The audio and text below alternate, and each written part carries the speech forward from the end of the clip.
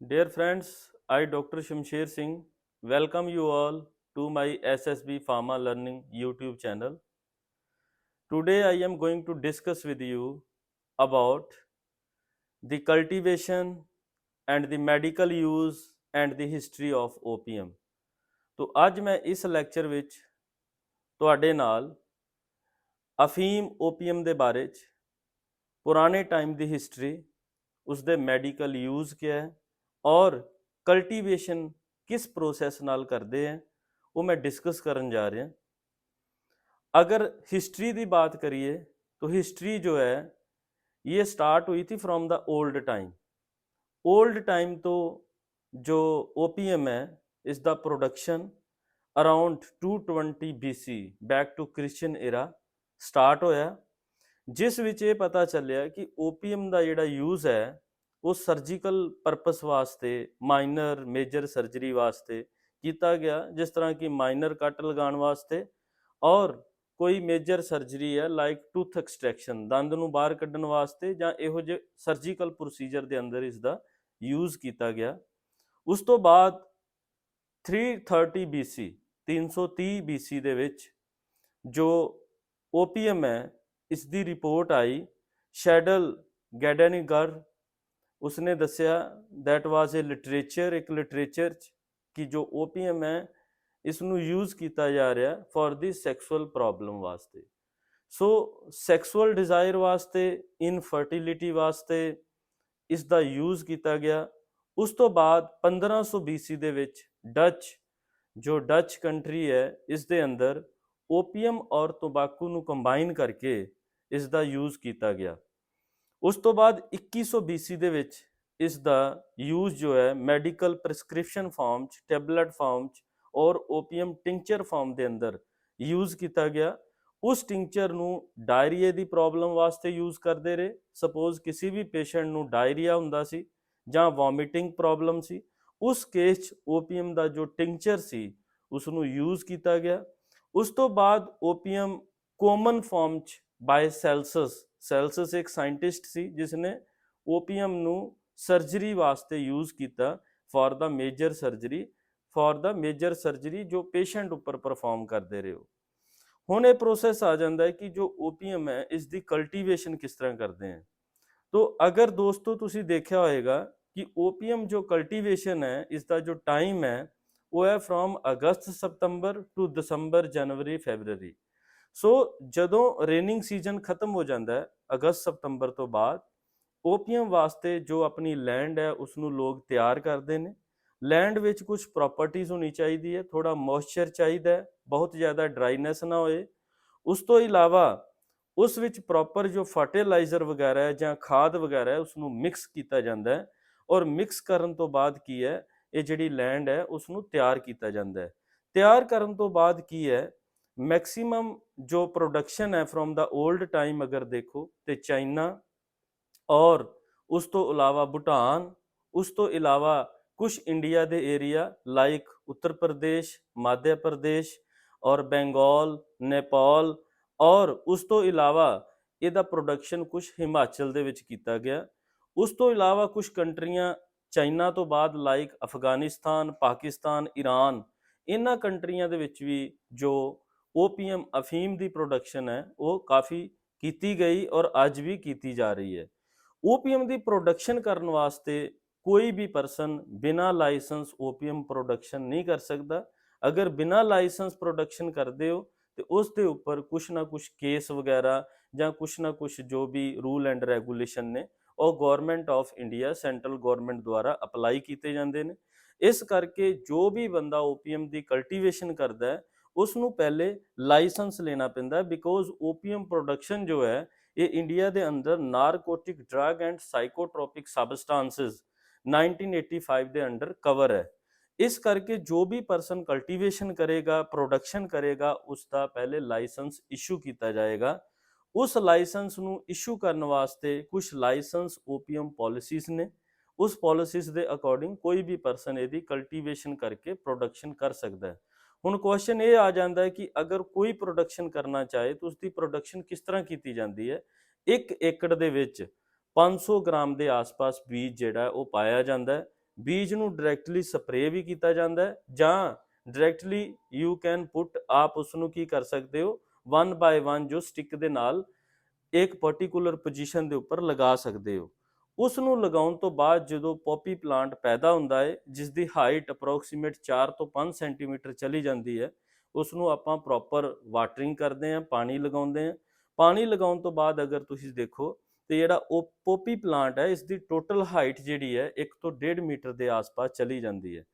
ਜਦੋਂ ਇਹ ਜਨਵਰੀ, ਫੈਬਰਵਰੀ, ਮਾਰਚ ਦੇ ਅੰਦਰ ਇਹ ਪੋਪੀ ਪਲਾਂਟ ਦੇ ਉੱਪਰ ਬਡਸ ਆ ਜਾਣ, ਜਿਹਨੂੰ ਆਪਾਂ ਪੋਪੀ ਸੀਡਸ ਕਹਿੰਦੇ ਆ, ਜਾਂ ਬਿਕੋਜ਼ ਇਹ ਪਾਪਾਵਰ ਨਿਗਰਮ, ਸੋਮਨੀਫੇਰਨ ਪਾਪਾਵਰ ਨਿਗਰਮ ਜੋ ਹੈ, ਐਲਬਿਊਮਨ ਪਾਪਾਵਰ ਨਿਗਰਮ, ਐਲਬਿਊਮ ਐਬਨੋਰਮੈਲੀ, ਇਸ ਤਰ੍ਹਾਂ ਦੇ ਕੁਝ ਡਿਫਰੈਂਟ ਟਾਈਪਸ ਦੇ ਜੋ ਪੋਪੀ ਪਲਾਂਟ ਨੇ ਉਹ ਪਾਏ ਜਾਂਦੇ ਨੇ।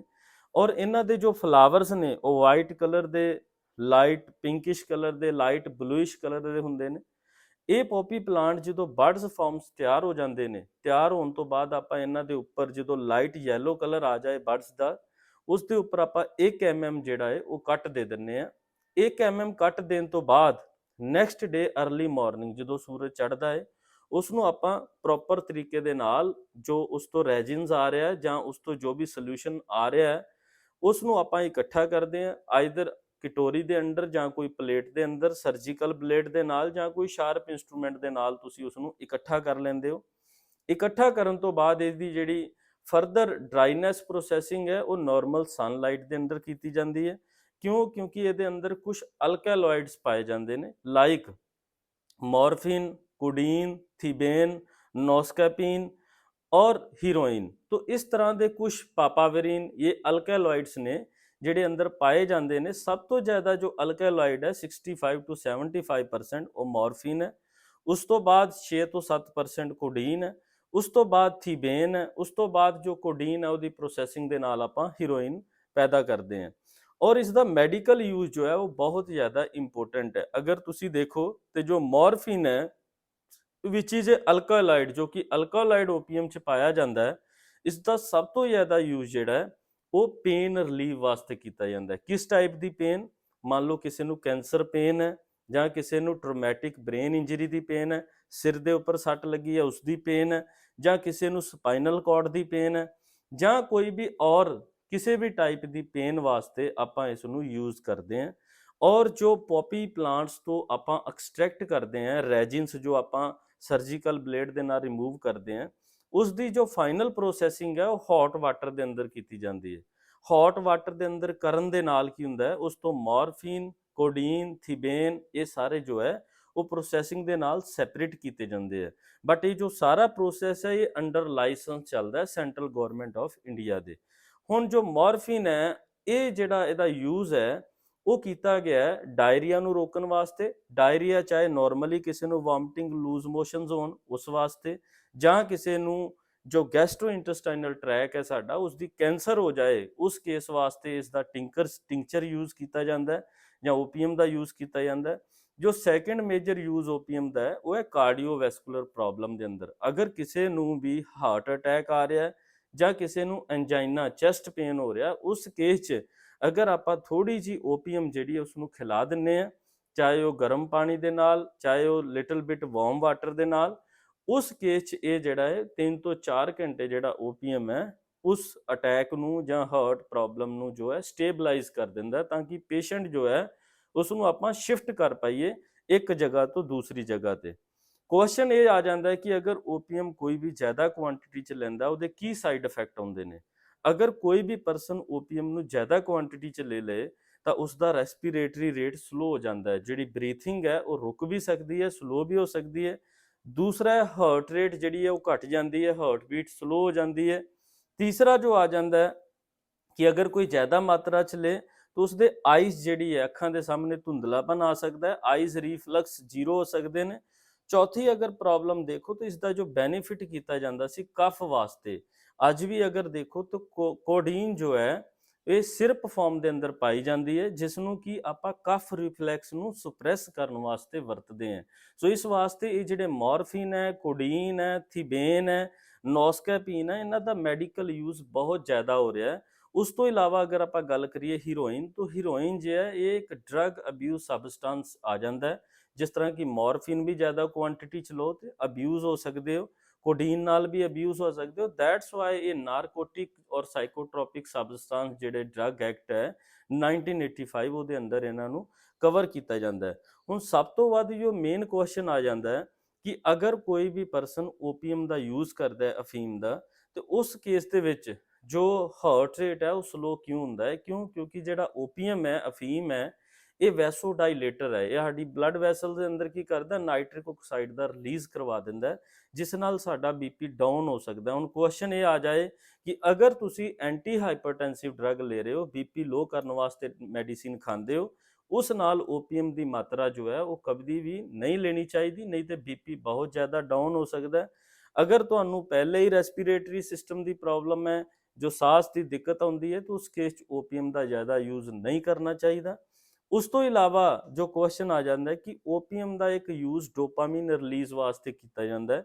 ਜਿਸ ਤਰ੍ਹਾਂ ਅਗਰ ਤੁਸੀਂ ਸੁਣਿਆ ਹੋ ਤਾਂ ਪਾਰਕਿੰਸਨ ਡਿਜ਼ੀਜ਼ ਜੋ ਹੈ, ਉਸ ਕੇਸ ਦੇ ਵਿੱਚ ਕੀ ਹੈ, ਲੋਕਾਂ ਦੇ ਟ੍ਰੀਮਰਸ ਆਉਂਦੇ ਨੇ, ਰਿਜਿਡਿਟੀ ਰਹਿੰਦੀ ਹੈ ਬੋਡੀ ਦੇ ਅੰਦਰ, ਹਾਈਪੋਕਾਈਨੇਸੀਆ, ਮੂਵਮੈਂਟ ਘਟ ਜਾਂਦੀ ਹੈ।